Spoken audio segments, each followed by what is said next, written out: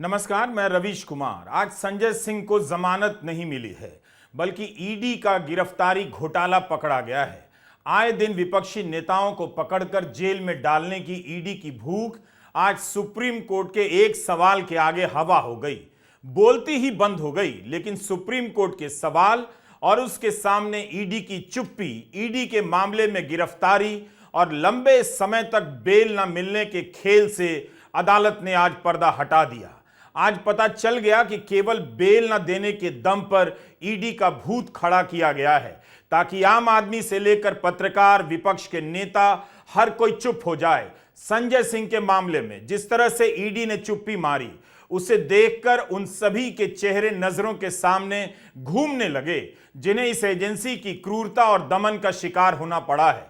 News click के संस्थापक प्रबीर पुरकायस्थ भी उसी समय गिरफ्तार किए गए थे जब संजय सिंह को गिरफ्तार किया गया। प्रबीर पुरकायस्थ के केस में भी वही हुआ है जो दिल्ली शराब घोटाले में हुआ है। अमित चक्रवर्ती के सरकारी गवाह बनते ही उन्हें माफी मिल गई। दिल्ली शराब घोटाले में बेल मिलने के बाद सरकारी गवाह केजरीवाल का नाम लेता है और केजरीवाल जेल में डाल दिए जाते हैं। आज की सुनवाई में संजय सिंह की ओर से पक्ष रखते हुए डॉक्टर अभिषेक मनु सिंघवी ने बताया कि कैसे जिस व्यक्ति के बयान के आधार पर गिरफ्तारी हुई, उसने संजय सिंह का नाम लेने से पहले 9 बयानों में उनका नाम नहीं लिया था। संजय सिंह से पैसे की कोई बरामदगी नहीं हुई है। इस मामले में दिनेश अरोड़ा नाम का वह व्यक्ति सरकारी गवाह बन गया। उसे ईडी द्वारा आपत्ति हटा लेने के बाद में अगस्त 2023 को बेल मिल गई। उस समय सुनवाई करने वाले कोर्ट ने कहा कि ईडी स्मार्ट बन रही है। सिंघवी ने बताया कि दिनेश अरोड़ा ने न्यायिक हिरासत में भेजे जाने के बाद संजय सिंह पर पहली बार आरोप लगाए।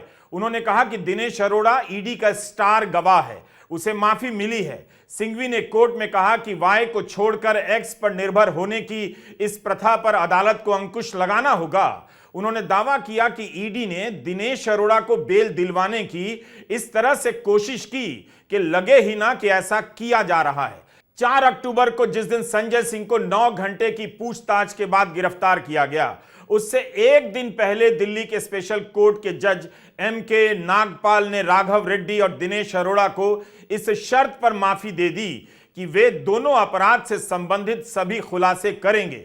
उस समय तक दोनों को बेल मिल चुकी थी। औरबिंदो फार्मा के शरत रेड्डी तब तक उस मामले में बेल पाकर सरकारी गवाह बन चुके थे। उनकी कंपनी ने भाजपा को 55 करोड़ का चंदा दिया है। इन सारी बातों को सिलसिलेवार देखिए, बार बार वीडियो देखिए। यही नहीं, जज एम.के. नागपाल ने सरकारी गवाह बने दिनेश अरोड़ा को अपनी शादी की 25वीं सालगिरह मनाने के लिए स्पेन जाने की इजाजत दे दी। कमाल है, यहां मुख्यमंत्री और उप मुख्यमंत्री जेल में सड़ाए जा रहे हैं और सरकारी गवाह बनकर लोग स्पेन में हनीमून मनाने जा रहे हैं। सुप्रीम कोर्ट में जस्टिस संजीव खन्ना, जस्टिस दीपांकर दत्ता और जस्टिस पी.वी. वराले की बेंच ने बस इतना पूछ दिया कि आपके पास 2 करोड़ रिश्वत लेने के मामले में क्या सबूत हैं। कोर्ट ने कहा कि हमें नहीं लगता कि कोई सबूत है। संजय सिंह के खिलाफ मनी लॉन्ड्रिंग का केस बनता भी है या नहीं। कोर्ट ने कहा कि 6 महीने हो गए, अब जेल में रखने की क्या जरूरत है। जस्टिस खन्ना ने कहा कि दिनेश अरोड़ा ने शुरू में संजय सिंह के खिलाफ कोई बयान नहीं दिया, बाद में दिया, मगर तथ्य यही है कि इस मामले में पैसे की बरामदगी नहीं हुई है। आप इस बारे में लंच के बाद निर्देश लेकर आइए। साथ ही कोर्ट ने यह भी कह दिया, अगर आप जमानत का विरोध करते हैं तब आपको सारे दस्तावेज दिखाने होंगे।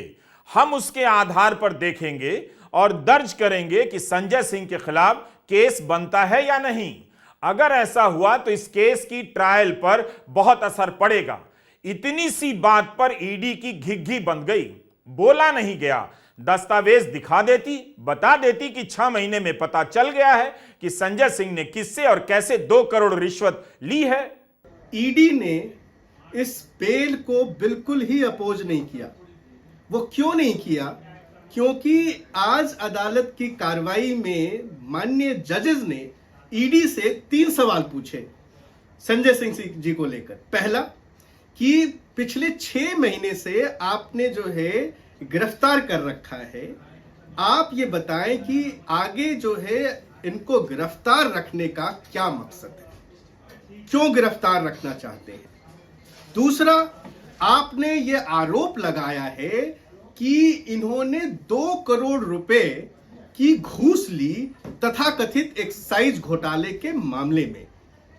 आपके पास इस बात का क्या प्रमाण है? और अगर ऐसा है तो क्या जिस व्यक्ति का नाम सीबीआई की चार्जशीट में नहीं है, जिस व्यक्ति का नाम पिछले 5 चार्जशीट में नहीं आया, जिस व्यक्ति का नाम जिसके बयानों के आधार पे एक्यूज बनाया गया है, वो अपने दिए गए 8 बयानों में कोई जिक्र नहीं करता और अचानक जो है 9वें बयान में वो नाम लेता है, तो इन सब चीजों को देखकर ऐसा लगता है कि संजय सिंह जी के खिलाफ प्रिमा फेसाई जो है वो कोई केस नहीं बनता है।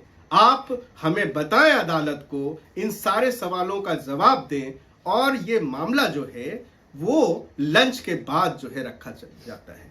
लंच के बाद जब ईडी आती है, ईडी के वकील से जब पूछा जाता है कि आपको क्या कहना है, तो ये बहुत आश्चर्यजनक हुआ कि जिस मामले में जिस व्यक्ति को 6.5 महीने से गिरफ्तार करके रखा गया है और ईडी कह रही थी कि हमारे पास सबूतों का पुलिंदा है, उनको 2 शब्द नहीं मिले उनके जमानत के विरोध करने के लिए, और उन्होंने कहा कि संजय सिंह जी को बेल दे दी जाए, हमें कोई आपत्ति नहीं है। अक्टूबर महीने में संजय सिंह गिरफ्तार किए गए, तब से लेकर अप्रैल फूल्स भी गुजर गया, मगर फूल ही बनाया जा रहा था। गनीमत थी कि आज तारीख 2 अप्रैल थी। 6 महीने की जांच हो गई और ईडी जैसी शक्तिशाली, सर्वगुण और भारत की मजबूत संस्था को पता ही नहीं चला कि संजय सिंह को 2 करोड़ कैसे मिले, किसने दिए। क्या यह कुछ ज्यादा नहीं हुआ? और यह अभी भी नहीं हो रहा है। अगर इस तरह से होता रहा तब फिर यह देश क्या बनकर रह जाएगा? आज देश की सबसे बड़ी अदालत सुप्रीम कोर्ट के 3 जज बेंच ने आम आदमी पार्टी के सांसद माननीय संजय सिंह जी की बेल सुनी और खुद जज साहब उसके अंदर कुछ प्रश्न केंद्र सरकार से पूछ रहे थे, जिसके जवाब केंद्र सरकार ईडी के पास नहीं थे। कोर्ट के प्रश्न थे, आप कह रहे हैं कि दिनेश अरोड़ा ने इस दौरान जेल में बंद होने के बाद, जेल में रहते हुए, सरकारी गवाह बनने के बाद उसके 10 बार बयान लिए गए। 10 बार। उन 10 बयानों में संजय सिंह जी के बारे में कोई बात नहीं कही गई। 10 बार के बयानों में। उसके बाद दिनेश अरोड़ा को दोबारा गिरफ्तार किया जाता है और उससे 11वां बयान लिया जाता है। 11वें बयान के अंदर वो एक बहुत ही गोलमोल सी बात कहता है कि मेरे एक आदमी ने संजय सिंह के एक आदमी को 1 करोड़ रुपए 2 बार दिए। सिर्फ ये बयान है। उसका जो आदमी है उसकी कोई गवाही नहीं, संजय सिंह जी का जो आदमी है उसकी कोई गवाही नहीं। 1 करोड़ रुपए कहाँ है किसी को कुछ पता नहीं, कहाँ पहुंचे कोई पता नहीं, रिकवरी हुई कोई नहीं हुई, अटैचमेंट हुई कोई नहीं हुई। सिर्फ एक आदमी का बयान, एक आदमी का बयान जो 10 बार बयान दे चुका है और संजय सिंह जी के बारे में कुछ नहीं कहता, उसके ऊपर दबाव डाल के 11वां बयान कर लो और आप राज्यसभा का वो सांसद उठा लो जो केंद्र सरकार से सवाल पूछता है एक आदमी के बयान पे। इसका जवाब केंद्र सरकार के पास नहीं था। सुप्रीम कोर्ट का दूसरा सवाल था, क्या कोई पैसा रिकवर हुआ है, क्या कोई पैसा अटैच किया गया है? जब कोई पैसा रिकवर ही नहीं हुआ, अटैच ही नहीं हुआ, तो पीएमएलए कैसे लगा है? इसका कोई जवाब ईडी के पास नहीं था, केंद्र सरकार के पास नहीं था। आप इस केस का पैटर्न देखिए। पकड़े जाने के बाद गवाह किसी का नाम नहीं लेते हैं। जब उन्हें लगता है कि ये ईडी है, जमानत नहीं मिलेगी, ये चाहे तो जिंदगी भर के लिए जेल में सड़ा देगी, तब वो आदमी टूट जाता है और वही आदमी जो कई बार की पूछताछ में कोई नाम नहीं लेता, सरकारी गवाह बन जाता है और नाम ले लेता है। फिर संजय सिंह, फिर मनीष सिसोदिया, फिर अरविंद केजरीवाल गिरफ्तार कर जेल में डाल दिए जाते हैं। यह उस समय की तस्वीर है जब ईडी संजय सिंह को गिरफ्तार कर ले जा रही थी। अक्टूबर से अप्रैल आ गया, 6 महीने में ईडी को मनी ट्रेल नहीं मिला, कुछ ऐसा सबूत नहीं मिला जिसके आधार पर उन्हें जेल में रखा जा सकता था। संजय सिंह की गिरफ्तारी के वक्त दावे तो ऐसे किए गए जैसे इस व्यक्ति ने देश का सारा खजाना लूट लिया है। अब जब कंपनियां और राजनीतिक दलों के चंदे का घोटाला सामने है तो सबने चुप्पी साध ली है। क्या क्या आरोप लगाए गए चंदे के घोटाले में, क्या आपको याद है? 30 जनवरी को छपी खबरों को पलटकर देख रहा था। ईडी दिल्ली हाईकोर्ट में क्या कर रही है? जमानत का विरोध करते हुए ईडी ने हाईकोर्ट में कहा कि संजय सिंह मुख्य साजिशकर्ता हैं। इस समय अरविंद केजरीवाल मुख्य साजिशकर्ता बताए जा रहे हैं। यह पूरी तरह साफ है कि संजय सिंह एक स्पेशल पर्पस व्हीकल बनाने में शामिल थे। यह ईडी का कहना है। ईडी कहती है कि जिसके जरिए आबकारी नीति से जो पैसा कमाया गया उसे सफेद किया गया। ईडी ने कहा था कि दिनेश अरोड़ा के साथ 2017 से संजय सिंह का रिश्ता रहा है। सर्वेश और दिनेश से संजय सिंह को 2 करोड़ की रकम मिली है। 7 फरवरी को दिल्ली हाईकोर्ट में संजय सिंह की गिरफ्तारी की याचिका रद्द हो गई। जस्टिस स्वर्णकांता शर्मा ने जमानत नहीं दी। उन्हीं की कोर्ट में अरविंद केजरीवाल की याचिका को लेकर अभिषेक मनु सिंघवी गए, जहां उन्होंने बहस तो धुआंधार की, कई बार ईडी पर भारी पड़ते नजर आए, मगर केजरीवाल को जमानत नहीं मिली। जस्टिस स्वर्णकांता शर्मा ने ईडी से 2 अप्रैल तक जवाब देने के लिए कहा है। 3 अप्रैल को सुनवाई की तारीख दी गई है। सुप्रीम कोर्ट में अभिषेक मनु सिंघवी ही संजय सिंह की जमानत की पैरवी कर रहे थे। सिंघवी की यह बड़ी सफलता है। संजय सिंह की बेल की सुनवाई सुप्रीम कोर्ट में पहली बार हो रही थी। पहली बार में उन्हें जमानत मिल गई।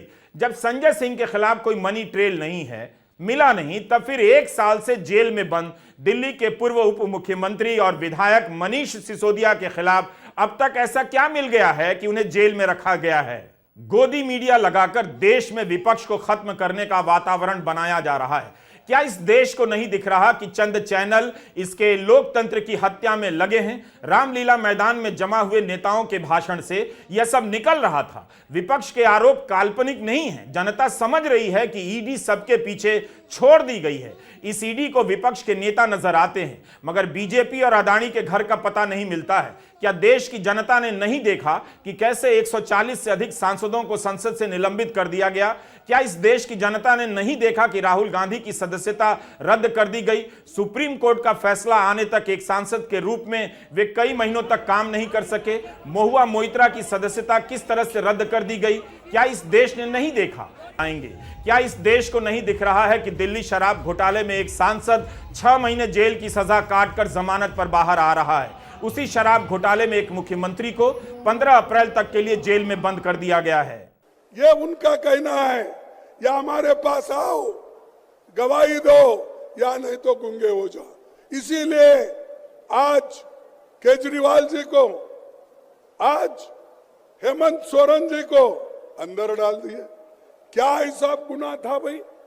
आप बाद में भी कर सकते थे। उनको बुला के पूछताछ करने के बाद में सजा देते।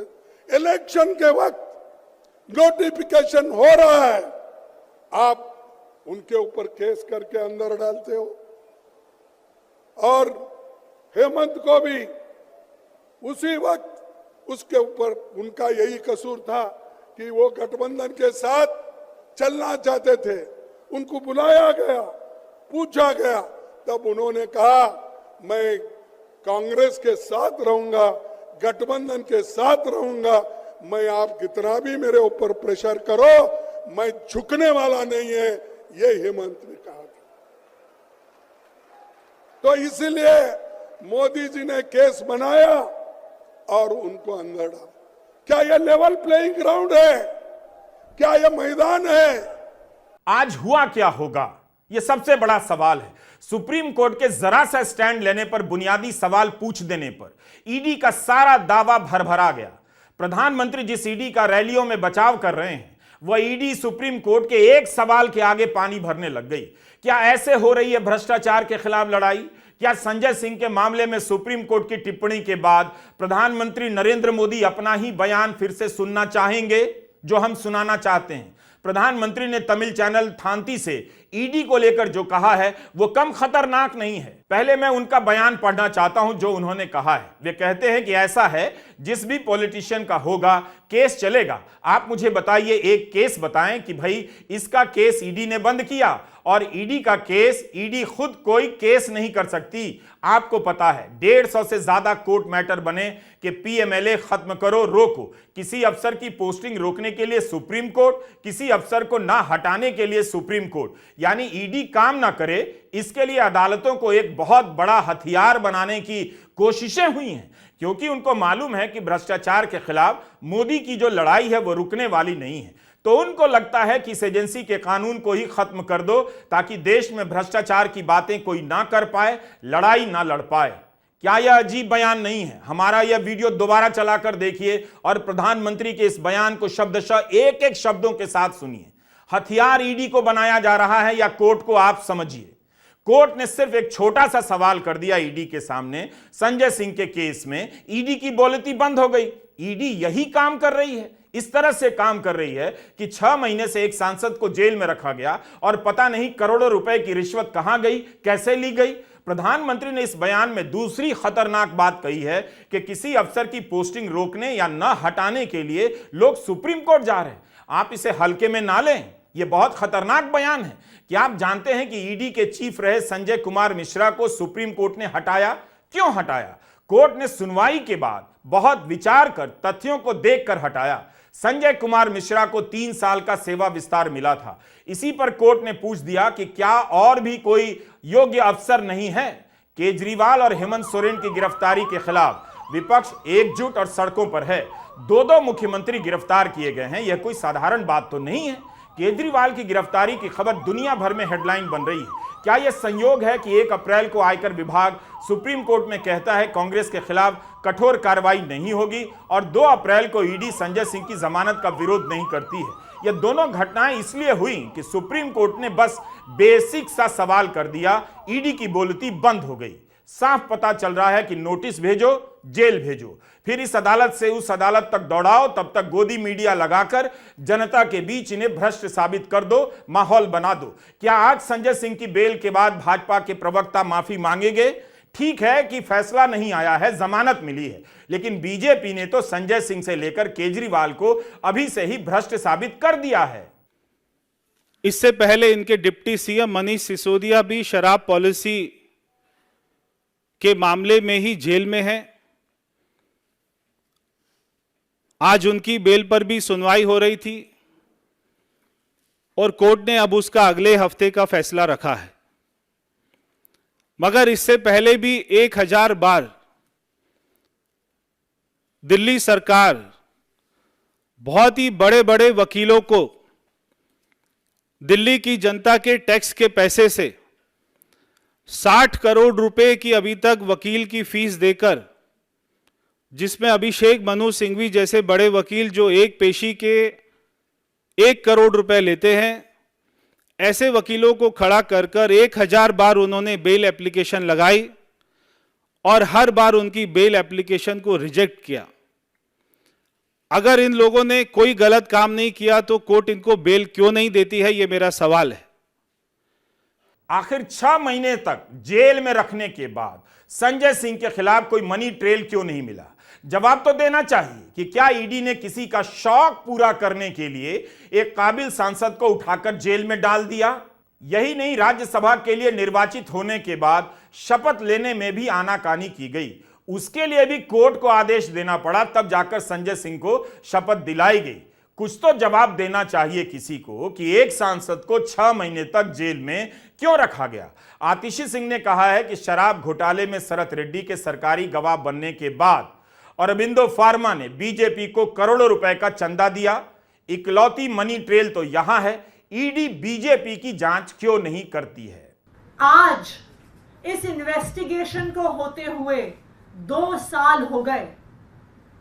ईडी ने, सीबीआई ने 500 से ज्यादा अफसर लगाए इस केस की इन्वेस्टिगेशन में, लेकिन 2 साल में भी आम आदमी पार्टी के किसी नेता के पास 1 रुपया भी प्रोसीड्स ऑफ क्राइम का नहीं मिला। तो आज जब कोर्ट में पूछा गया कि पैसा कहां है, मनी ट्रेल कहां है, प्रोसीड्स ऑफ क्राइम कहां है? तो ईडी का कोई जवाब नहीं था इस सवाल को लेकर। क्या ईडी के अफसरों को जरा भी एहसास नहीं है कि वह इस देश के सामने किस तरह का इतिहास छोड़ना चाहते हैं? एक संस्था की साख इस तरह मिट्टी में मिलाकर आखिर उन्हें क्या मिलने जा रहा है? ईडी ने विपक्ष के खिलाफ युद्ध छेड़ दिया है। इस संस्था की सक्रियता के कारण आज विपक्ष जेल में है। उसके सांसद, उसके विधायक भाग भाग कर बीजेपी में जा रहे हैं। वहां जाते ही जांच बंद हो जाती है, जेल जाने का भय समाप्त हो जाता है, मंत्री बन जाते हैं, उप मुख्यमंत्री बन जाते हैं। अगर इस तरह से इस देश में यह सब चलता रहा तो एक दिन आम आदमी को भी ब्लैकमेल किया जाएगा, जेल का खौफनाक सपना उसे आने लगेगा और जेल भेजने के नाम पर वसूली होने लगेगी। लोग एक दूसरे को डराने लग जाएंगे। ये जितने भी हाउसिंग सोसाइटी वाले गिरोह हैं, इन्हें क्या लगता है जेल भेजे जाने का डर इनके घरों तक नहीं पहुंचेगा?